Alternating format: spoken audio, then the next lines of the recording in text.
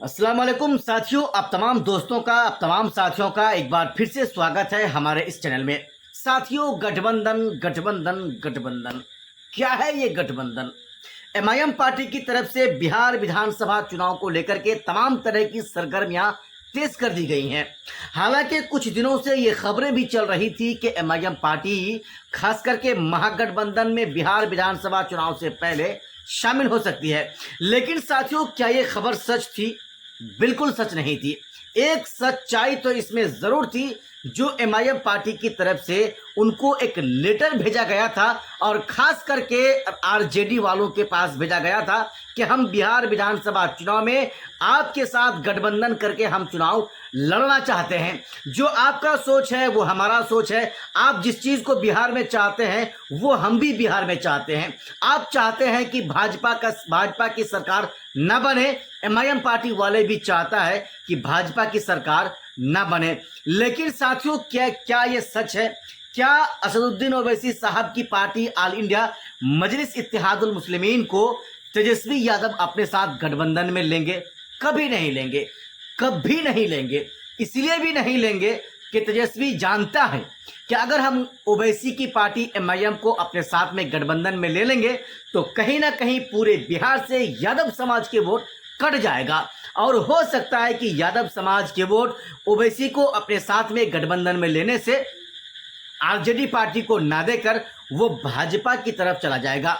ये डर है जो उनको सता रहा है और कहीं ना कहीं ये सच्चाई भी है ओवैसी। और एक बात ये भी है, तेजस्वी जानता है कि अगर हम ओवैसी को अपने साथ में गठबंधन में ले लेंगे तो ओवैसी सीमांचल में काफी मजबूत है। अगर हम ओवैसी को अपने साथ में ले लेंगे तो ओवैसी पूरा सीमांचल मांग लेगा, यानी पूरा सीमांचल से हमें हट जाने को कहेगा। इसलिए भी ओवैसी मजबूत मैं आपको इसलिए भी कह रहा हूं, 2020 में जब विधानसभा का चुनाव हुआ था तो ओवैसी के 5 विधायक चुनाव जीतकर बिहार विधानसभा गए थे। हालांकि कुछ महीने के बाद 4 विधायक एमआईएम पार्टी को छोड़ दिए, आरजेडी पार्टी में जाकर शामिल हो गए थे। लेकिन सच्चाई तो साथियों ये है कि 5 विधायकों को एमआईएम पार्टी के उम्मीदवारों को यहाँ के लोगों ने एमआईएम पार्टी के विधायक समझकर जिताया था।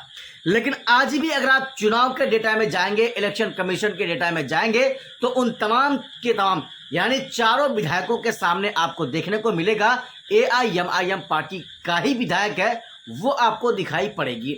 हालांकि उस बात पर हम नहीं आते हैं। सवाल अब यहाँ पर यह है कि तेजस्वी कभी नहीं चाहेगा कि बिहार में मुसलमानों की लीडरशिप बने। ओवैसी कभी नहीं चाहेगा कि तेजस्वी कभी नहीं चाहेगा कि ओवैसी जैसा शख्स या ओवैसी की पार्टी से अख्तरुल ईमान या ओवैसी की पार्टी से कोई और नेता तेजस्वी से मुसलमानों के हक और हुकूक की बात कर ले, मुसलमानों से हक मांग ले या तेजस्वी से मुसलमानों का हक मांग ले। यह तेजस्वी कभी नहीं चाहेगा। साथियों, इसके पीछे का कई बड़ा रीजन है, कई बड़ा कारण है। वो ये भी है कि जिस तरह से हमेशा से तेजस्वी के पिताजी लालू प्रसाद यादव ने मुसलमानों को इस्तेमाल किया, मुसलमानों का वोट को ले लिया और जब मुसलमानों का वोट लेने के बाद जब वो सरकार में आ गए, जब वो अपना मिशन में कामयाब हो गए तो फिर मुसलमानों का कौन सुनता है साहब? मुसलमानों का कोई नहीं सुनने वाला है। आज अगर तेजस्वी प्रसाद यादव ओवैसी को अपने साथ में ले लेता है तो बिहार विधानसभा चुनाव जीतकर इंशाअल्लाह गठबंधन के साथ फुल बहुमत के साथ यानी वो सरकार में आ सकता है, यानी मुख्यमंत्री बिहार का बन सकता है। अगर साथियों ओवैसी को अपने साथ में गठबंधन में नहीं लेता है तो ये 100% है कि ओवैसी खुद ना जीत सके, लेकिन तेजस्वी को भी जीतने नहीं देंगे, इस बात की गारंटी है। मैं गारंटी इसलिए आपको कह रहा हूं कि ओवैसी हर उस जगह से अपना उम्मीदवार को उतारेगा जहां से तेजस्वी अपना उम्मीदवार को उतारेंगे। सीमांचल तो फिक्स हो चुका है, सीमांचल के सभी सीटों पर, जी हां, सीमांचल के सभी सीटों पर एमआईएम पार्टी अपना उम्मीदवार उतारेगी। लगभग इस बात का मोहर लग चुका है। ऐसे में तेजस्वी को अगर अगला मुख्यमंत्री बनना है बिहार का तो तेजस्वी को चाहिए कि ओवैसी को अपने साथ में वो गठबंधन में ले ले।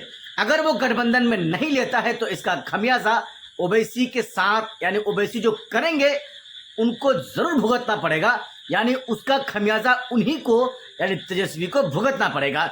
इसलिए तेजस्वी प्रसाद यादव को चाहिए कि समझदारी से वो काम ले, ओवैसी के साथ गठबंधन करें, ओवैसी को बुला लें और वो जो ओवैसी का मिशन है कि हम बिहार में भाजपा की सरकार नहीं बनने देंगे, उसमें एक अहम भागीदारी निभाएं और सब मिलकर भाजपा को बिहार से उखाड़ फेंकें।